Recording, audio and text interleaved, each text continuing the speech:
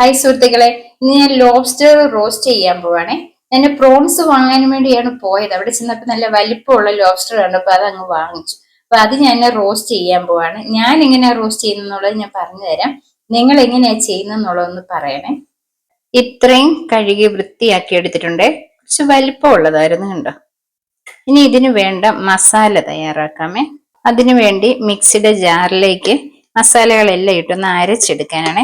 അധികം എരി വേണ്ട, അതുകൊണ്ട് തന്നെ ഞാൻ കുറച്ചൊരു 1/2 സ്പൂണ് മുളക് പൊടി എടുത്തിട്ടുണ്ട്, കുറച്ച് മഞ്ഞൾപ്പൊടി, 1/2 സ്പൂണോളം ഗരം മസാല, 1/2 സ്പൂൺ മല്ലിപ്പൊടി, 1/4 ടീസ്പൂണിലും കുറച്ചുകൂടെ കുരുമുളക് പൊടി, ഗാർലിക് പേസ്റ്റ്, കുറച്ച് ജിഞ്ചർ പേസ്റ്റ്,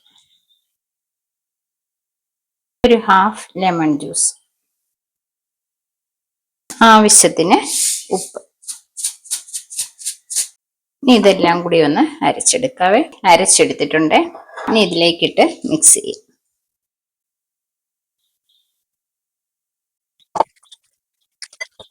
ഇതെല്ലാം കൂടി നല്ലതുപോലെ ഒന്ന് പുരട്ടി വെച്ചിട്ടുണ്ട്. ഇതിനെ അടച്ചു വെച്ചേക്കണം 1 മണിക്കൂറോളം. ഈ മിക്സിയുടെ ജാറ് ഞാൻ കഴുകി വെക്കുന്നില്ല കേട്ടോ. ഇതും കൊണ്ട് വീണ്ടും നമുക്ക് ആവശ്യമുണ്ട്, ഇതിനെ എടുക്കേണ്ടി വരും. അതുകൊണ്ട് ഞാൻ ഒന്ന് അടച്ചു വെച്ചേക്കുവാണേ. ഇനി ഈ ജാറിലേക്ക് ഒരു ചെറിയ പീസ് ഇഞ്ചി, ഒരു 4-5 വെളുത്തുള്ളി, ഒരു 1/2 ടൊമാറ്റോ, ഒരു ചെറിയ സവാള, ഇതെല്ലാം കൂടി ഒന്ന് അരച്ചെടുക്കാം. ഇതിപ്പോ 1 മണിക്കൂർ കഴിഞ്ഞിട്ടുണ്ട് നമ്മൾ ഇങ്ങനെ വെച്ചിട്ട് കണ്ട. ഇനി ഞാൻ ഒരു ഡബിൾ സൈഡ് പാനിലാണ് ഫ്രൈ ചെയ്യാൻ പോകുന്നത്. ആവശ്യത്തിന് ഓയിൽ ഒഴിച്ചു കൊടുക്കുകയാണ്. ഇത് വെളിച്ചെണ്ണ തന്നെയാണ് കേട്ടോ. ഞാൻ നഗറ്റ്സ് ഉണ്ടാക്കിയ ഓയിലാണ്, ഇപ്പൊ ഉണ്ടാക്കിയതേ ഉള്ളൂ, അതുകൊണ്ടാണ് ആ ഓയിൽ തന്നെ ഇതിനൊഴിച്ചത്. ഇനി ഇത് ഓരോന്നായിട്ട് ഇതിലേക്ക് ഇട്ട് കൊടുക്കാം.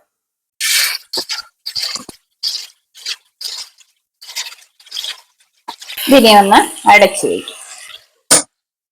നമുക്ക് ചിക്കനൊക്കെ ഈ പാനിനകത്ത് വെക്കുവാണെങ്കിൽ നല്ല ഗ്രില്ല് ചെയ്യുന്ന പോലെ കിട്ടും കേട്ടോ. എന്റെ ഈ പാത്രം കുറച്ചു നാളായതാണ്, വേറൊരെണ്ണം കൂടെ ഞാൻ മേടിച്ചു വെച്ചിട്ടുണ്ട്. കാര്യം ഇത് നല്ലതാണ്, ഈ ഒരു പാത്രം നല്ല യൂസ് ആണ്. അതുകൊണ്ട് തന്നെ ഞാൻ ഒരു പാത്രം കൂടി ഇത് വാങ്ങി വെച്ചിട്ടുമുണ്ട്. ഇതിന്റെ വെള്ളം നല്ലതുപോലെ ഇറങ്ങിയിട്ടുണ്ട്.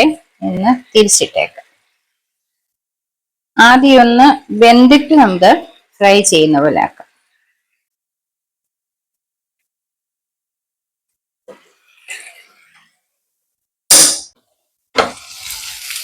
എണ്ണയൊക്കെ തെളിഞ്ഞ് വരുന്നുണ്ട്.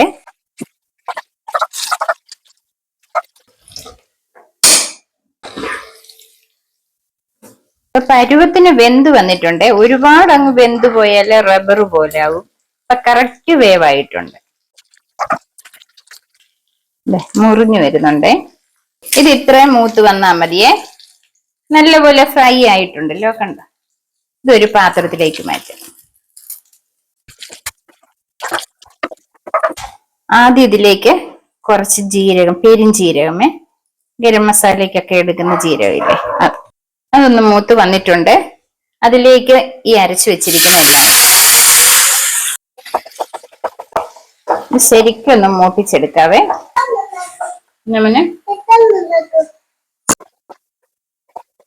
ഇതാ എന്റെ കൊച്ചുമോള് എന്റെ കയ്യിൽ ഇരിപ്പുണ്ട് കേട്ടോ. കാര്യം ഇത് ഉണ്ടാക്കുന്ന എങ്ങനെയാന്ന് കണ്ടുപഠിക്കാനും വേണ്ടിയാ. അവിടെ ഡാഡിയും ഇത് തന്നെയായിരുന്നു കേട്ടോ. അതുപോലെ കുഞ്ഞും പഠിക്കാനും വേണ്ടി എന്റെ ഈ വന്നിരുന്ന് കാണുക. നല്ലതുപോലെ ഒന്ന് വഴറ്റിയെടുക്കണേ. 2 കറിവേപ്പിലയോട് ഇടുവാണേ. ഇശാന ഇടാനേ നല്ല ചൂടാ. ഇത് നമ്മൾ അതെല്ലാം കൂടെ പുരട്ടി വെച്ചിരുന്ന ആ അരപ്പാണേ, അതുകൂടെ ഇട്ട് കൊടുക്കും.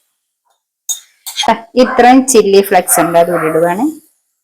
കുറച്ച് ചൂടുവെള്ളമേ, ആ അരപ്പെല്ലാം കൂടെ ഇളക്കി കുറച്ച് വെള്ളം ഒഴിക്കും. ഇതിലോട്ട് അല്പം ഉപ്പൂടെ ഇടുവാണേ. ഇനി നമ്മൾ വറുത്ത് വെച്ചിരിക്കുന്ന ലോബ്സ്റ്റർ ഇതിലേക്ക് ഇടും. ഇനി ഇതെല്ലാം കൂടെ അടച്ചു വെച്ച് ഒരു 2 മിനിറ്റ് ഒന്നുകൂടെ ഒന്ന് വേവിക്കാം. കുറച്ച് മല്ലിയിലയും പുതിനയിലയും കൂടെ പൊടിച്ചു വെച്ചതാണേ. എയർ ഫ്രയറിൽ വെച്ച് പൊടിച്ചു വെച്ചതാ. അത് ഇതിന് മുകളിൽ ഇങ്ങനെ ഒന്ന് അല്പം വെതറാം മതി. ഇത്രയും മതി. ഇതാ ഇതേപോലെ ലോബ്സ്റ്റർ റോസ്റ്റ് ചെയ്തെടുത്തിട്ടുണ്ട്. അപ്പം നിങ്ങൾ ഈ രീതിയിലാണോ ചെയ്യുന്നതെന്ന് എനിക്കറിയത്തില്ല. എന്തായാലും ഇങ്ങനെ ചെയ്ത് നോക്കുക, നല്ല ടേസ്റ്റാണ്. അപ്പം നിങ്ങൾക്ക് ഈ വീഡിയോ ഇഷ്ടപ്പെട്ടെന്ന് വരില്ല, എൻ്റെ വീഡിയോയ്ക്ക് ലൈക്ക് ചെയ്യുക, സബ്സ്ക്രൈബ് ചെയ്യുക. വീണ്ടും ഞാൻ പുതിയ വീഡിയോയുമായിട്ട് എത്തുന്നതായിരിക്കും.